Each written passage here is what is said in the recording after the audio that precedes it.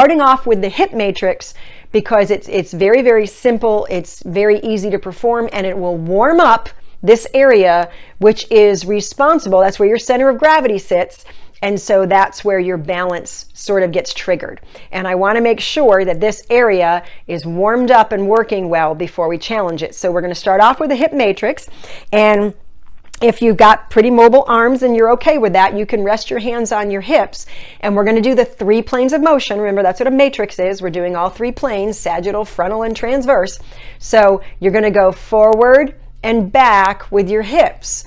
Now, the amount of motion that you do is less important than how you feel.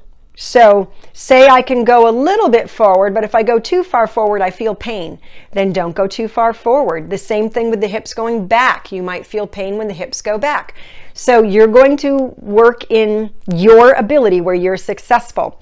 And remember, if you can't go back at all, then just go forward and straight. Forward and straight. If going forward is not something you can do, go backward and straight. Backward and straight, okay? I'll show you what that looks like from the side.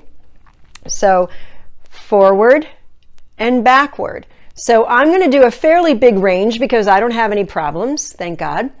And so I'm going to go forward and back, and that's the sagittal plane. Now, the frontal plane is side to side, and that is the hips, again, going side to side. And and you know, when we've done it with the arms up in the air, I've often told you, pretend you've got parallel bars and you're trying to tap them. And the goal of this is to not create pain and work where you're successful. So if you can only go right, then just go right. If you can only go left, then just go left. Okay?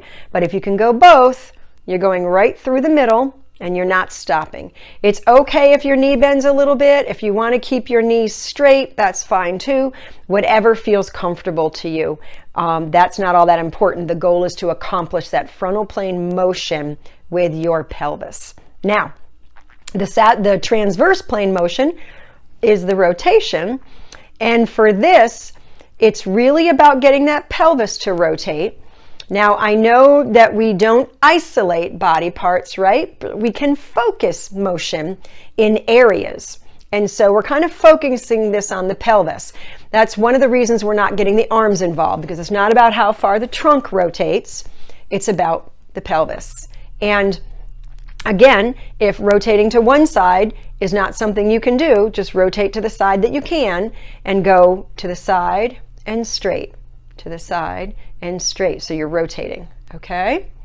So that's the hip matrix.